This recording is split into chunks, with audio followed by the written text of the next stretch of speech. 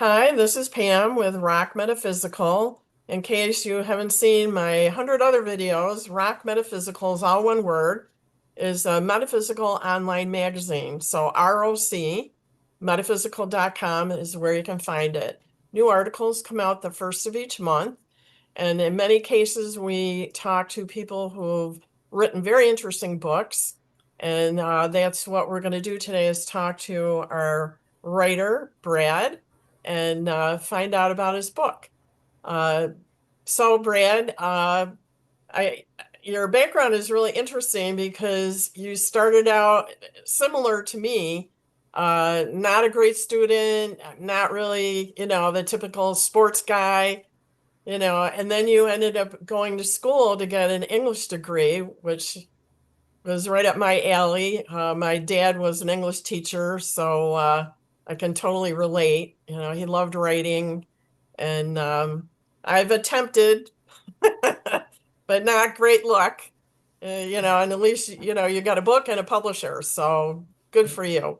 So let's talk about, I don't know if you want to do a little background that kind of has the book happen, or the book happens and then you write about, your background. Well, however you want to go. I am Brad Burkholder. My book is Where the Spirit Led, published by Sixth Books in England. It's distributed throughout the English-speaking world. It should be in a lot of bookstores. It's also on Amazon. Okay. And the title, once again, is Where the Spirit Led. Which is right behind you so they can see what it It looks is. like. Yes, it is. And also more of a close-up.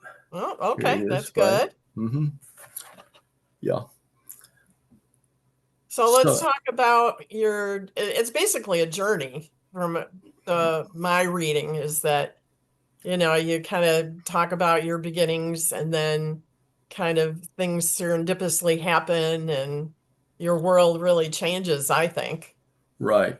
Right. It changed tremendously. I was in my 40s when it happened. The year was 1997. I came in contact with a trance channel whose name was Yvonne. A few years later, she and I actually were married, and we had a wonderful marriage for quite a few years. We're no longer together, but we are good friends, and she is still my spiritual advisor.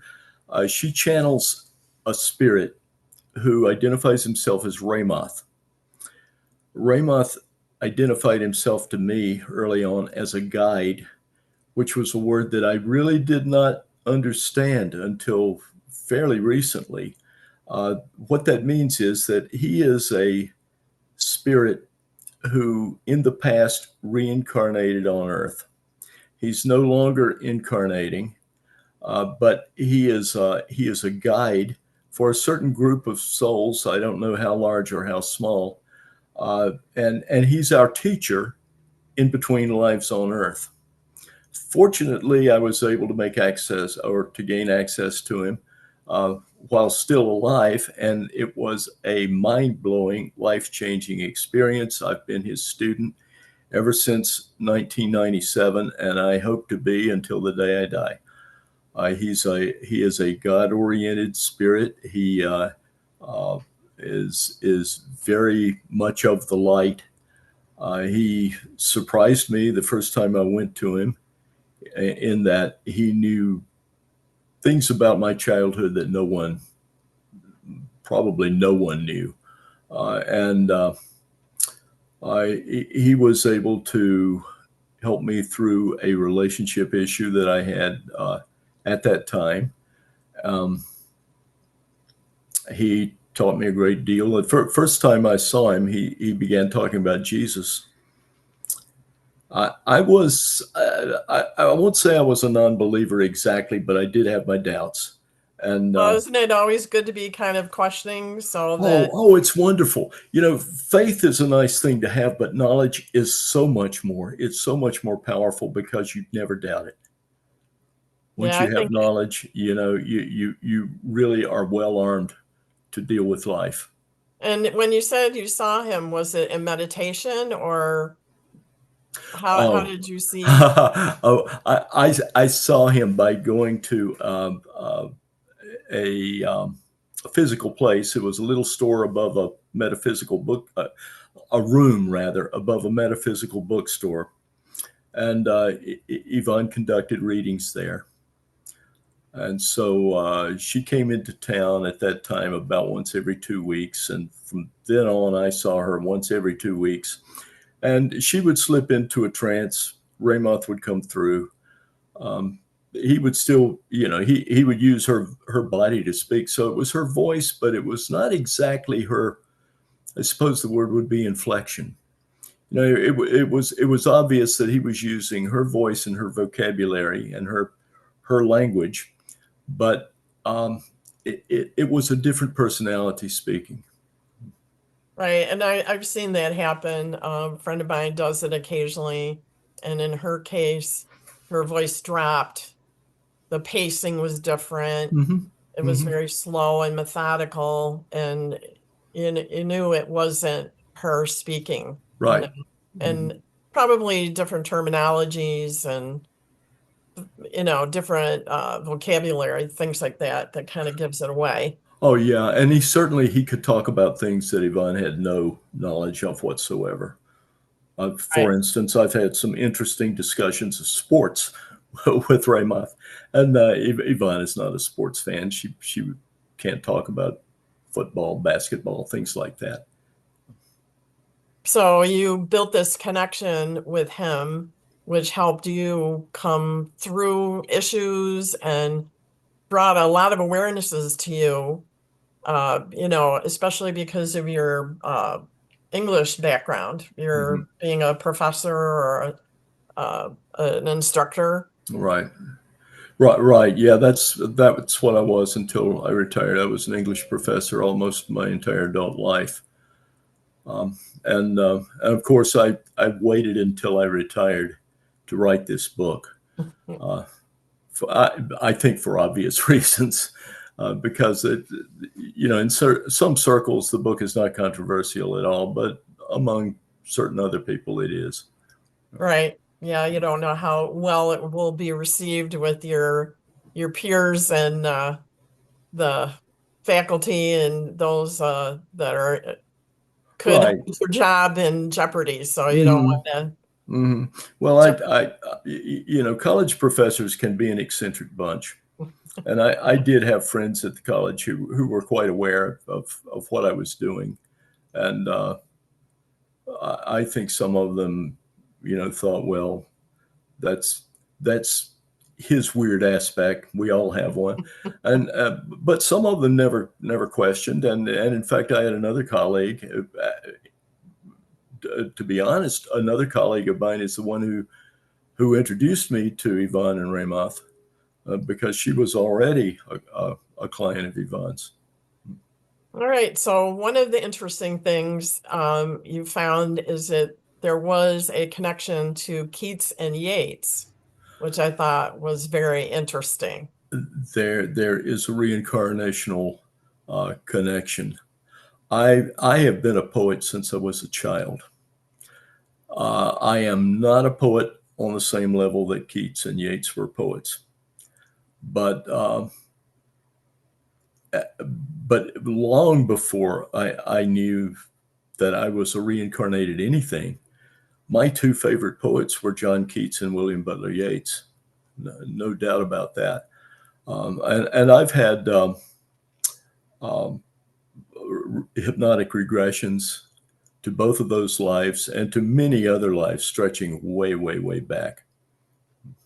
And so you can, when you go through that, and I've done that also, you can actually see, hear, you know, it's just like you stepped into, another, and it is probably like another dimension where you can actually be in it and understand it. And Mm-hmm. that I find very interesting. And so that begs the question, if you have this, lifelong interest in something, that maybe there's a past life involved with it that, keeps bringing it to your life now. Exactly, exactly. And I think that all people would benefit if they knew something about some of their more recent past lives, because it does explain the issues that you have. In many cases, it explains why you're born into the family you're born into, why you have the friends that you have, uh, why you have the interests that you have, and also why you face the challenges that you face. I'll add a little bit. I said earlier that when I first went to Ramoth, it was because of a relationship issue that I was having. I was dating a woman, and I found that I was quite obsessed with her. Um, if you go back to the biographies of Keats and Yeats, they had very similar relationships. And apparently it was with the very same soul that I was having that problem with. With Ramoth's help and with the knowledge that I had, I was able to resolve the relationship. And she moved on, I moved on. We both have very different lives now, but I'm happy with my life, and I certainly hope she is with hers. Right. And, supposedly from what I've read, I mean, each lifetime is the opportunity to resolve, correct, finalize whatever good or bad, so it's like a lesson learned, that kind of thing. Exactly, exactly. Working out karma is another way to say it. And that's terribly important for the evolution of an individual soul, because karma is the school that we pay tuition to with every act, good or bad, or probably indifferent, that we that we take part in. And it's only through learning all of our lessons that we can get out of the cycle of reincarnation and evolve to a higher plane, which certainly brings about a calmer life, and I think is something to be striven for. That would be nice, to have every day be rainbows and butterflies. Well, even if it's not rainbows and butterflies, wouldn't it be nice to live in a world that did not have nuclear weapons? Well, okay, I Yeah, second that one. yeah. So, didn't you have a chapter on karma in the book? Yes, I do. There's a chapter on karma, also a chapter on the human soul, uh, which is an uh, interesting thing. The soul is more complicated than I would have guessed, and it is more. It's almost like the metaphor I use for it is that it's like a liquid. That your soul is like a quantity of water that maybe you carry around in a bucket. And with our friends and family members, we share aspects of our souls. And it's as if the soul is a bucket of water, it's like I take a dipper and I pull out a certain amount of my soul and I pour it into your bucket. You pull out a certain amount of your soul, you pour it into my bucket.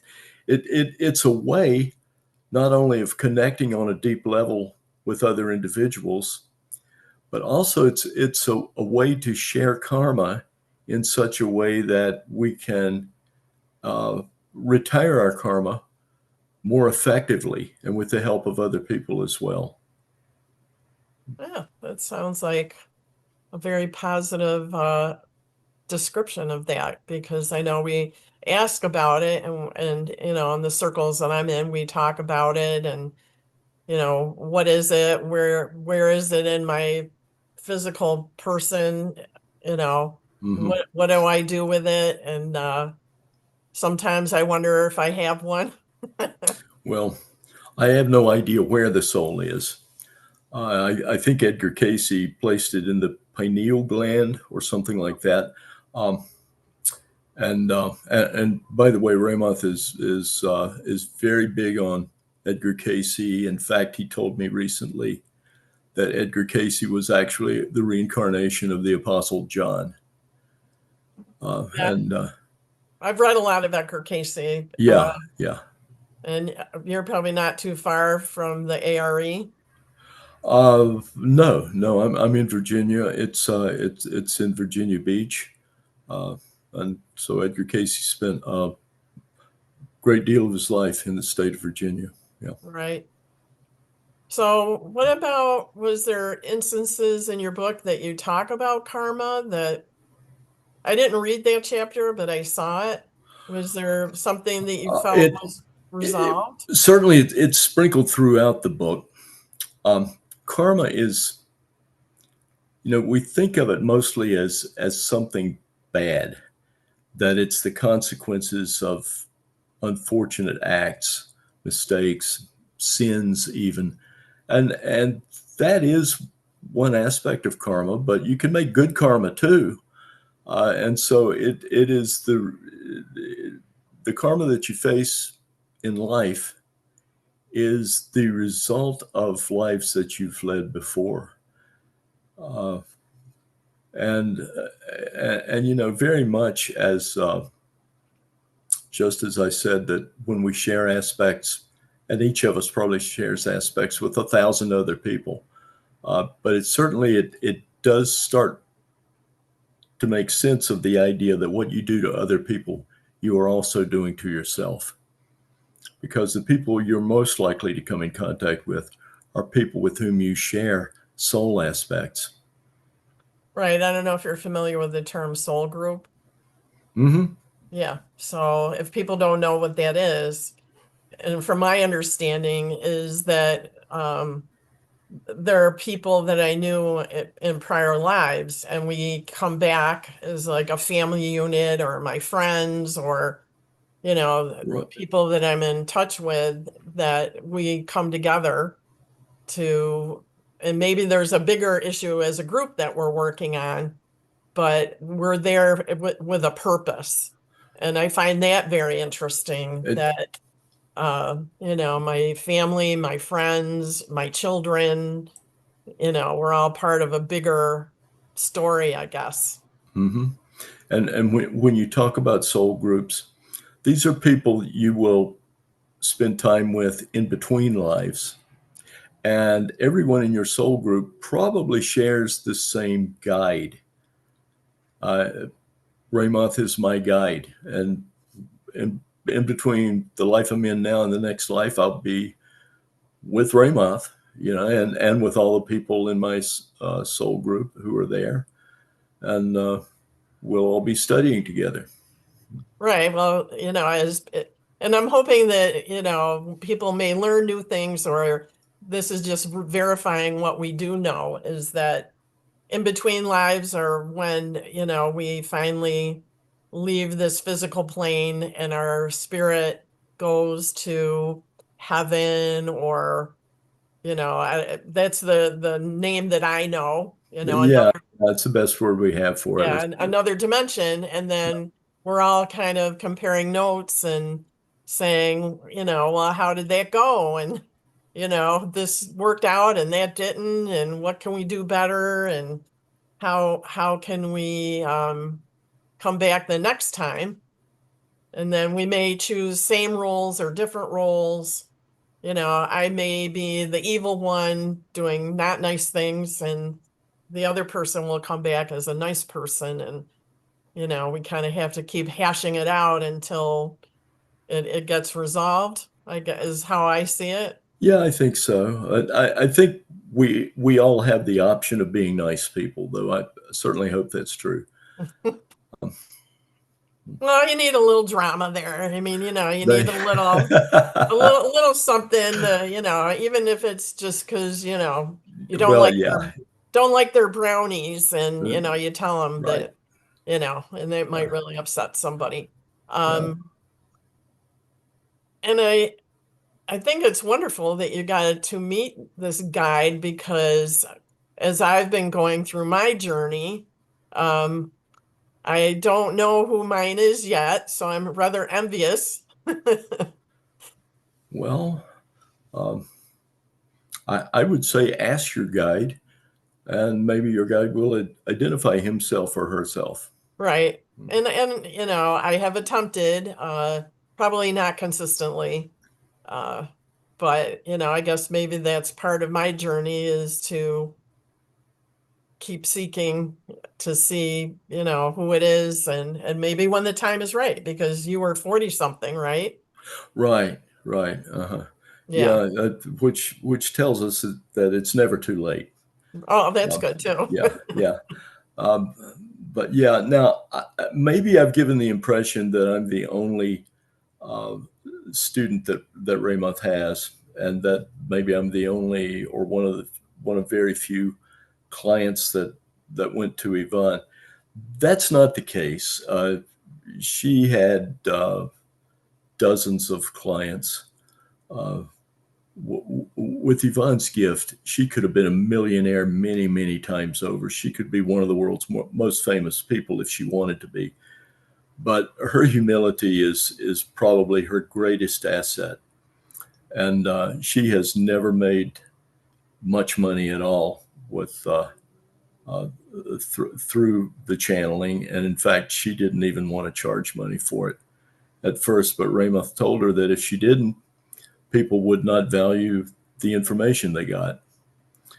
Um, but yeah, that there are quite a few of us. I might have been, maybe I'm the most faithful of the students that Ramoth has had, because I've never given up on him. I've never wandered away. I've never felt that I had learned enough. I don't think you can learn enough. And certainly, I'm the one student of his who wrote a book. Right. Well, I think, you're a student at heart, Oh and yeah, yeah, you're always trying to learn and grow, which right. is, kind of like the purpose of this magazine and the interview is to Hmm. help people to understand more and to learn and to get an understanding. I mean, there's so much we don't know, Yeah, and we're all trying to kind of piece it together. So this spiritual, metaphysical side of the world is easier to understand. I mean, hmm 20, 30 years ago, we had to kind of whisper and yes, you didn't yes. really talk about it. And it was okay. People had certain opinions, and I think it's come to a point now where it's more normal, I guess, and people talk about it more. Uh, I hope so. I yeah. hope, you might have noticed that the publisher I found was outside the United States. It's a UK publisher. Things like what we're talking about are a lot more mainstream in the British Isles than they are in America. I think that's true even now, maybe especially now.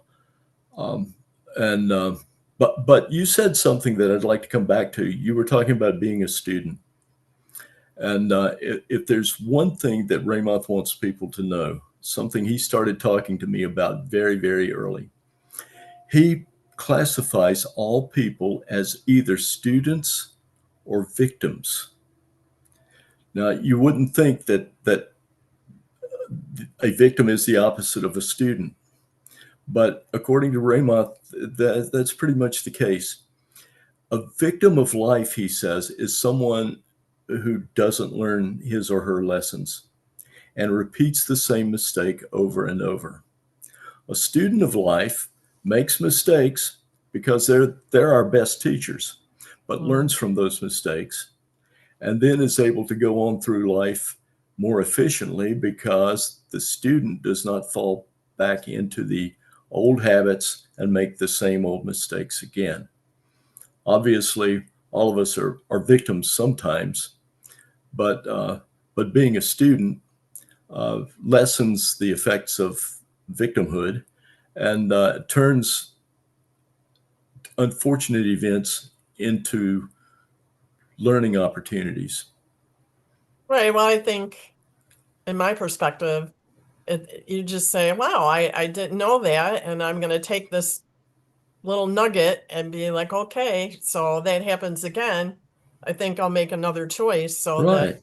it Hmm. doesn't occur. Yeah. So Yeah. I know I always tell my kids, always have plan A, B, and C, because A may fail, but you better have some ready. So I'm hoping that my kids are doing okay. So hopefully they've taken my student attitude and, are running with it. Let's hope.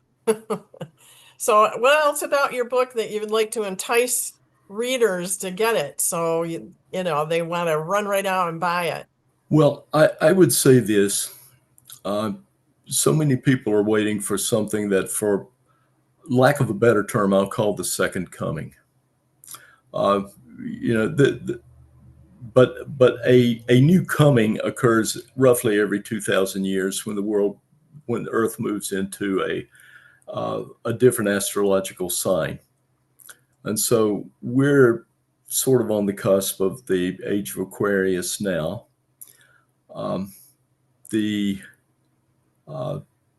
In Where the Spirit Led, I do talk about this a little bit. The second coming, if we agree to call it that, I think probably began at least 100 years ago with the publication of a book called The Aquarian Gospel of Jesus the Christ, written by a man named Levi Dowling. And then it continued through the work of Edgar Cayce. I think that Ramoth's efforts are a part of it. And I think that undoubtedly what you're doing with your podcast is a part of it. In a small way, my book, Where the Spirit Led, is a part of it. And we're moving toward a revelation and a change in human consciousness. And the subtitle of my book is My Improbable Journey into the Coming Age and What I Learned.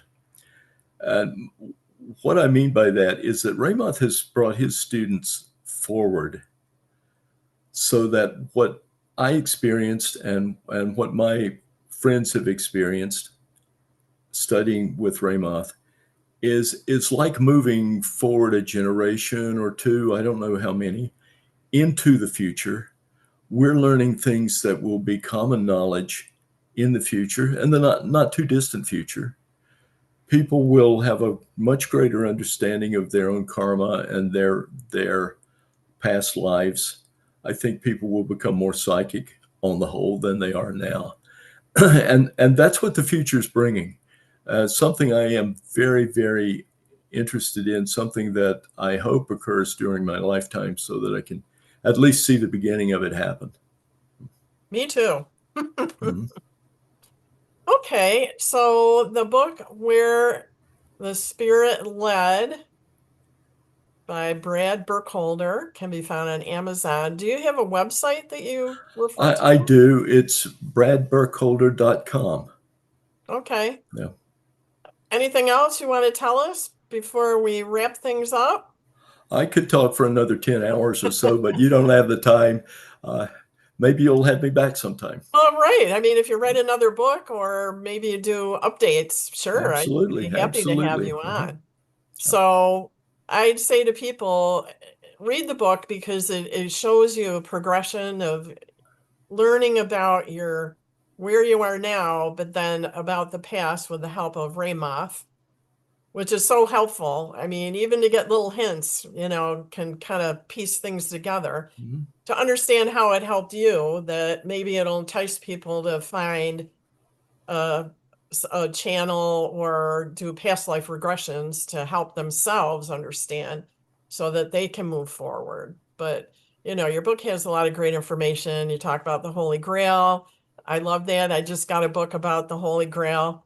I just think that's so interesting. Going to England, I've been to England. I just got back from Ireland. So I think I had past lives there. There's just such an interest in it. And I was kind of hoping that something fantastic happened.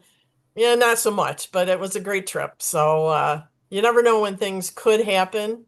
So I'd say always be open to the opportunity. Read the book because it may give you some helpful hints on how to get to the next level. So I'm going to say thanks, Brad. And Thank you. Where the Spirit Led is the name of the book. I know there's more, but that's the big part of the title. And so I just say thank you. stay dry. I know this weather's crazy, and I appreciate your time. Thank you. All right. Thank you.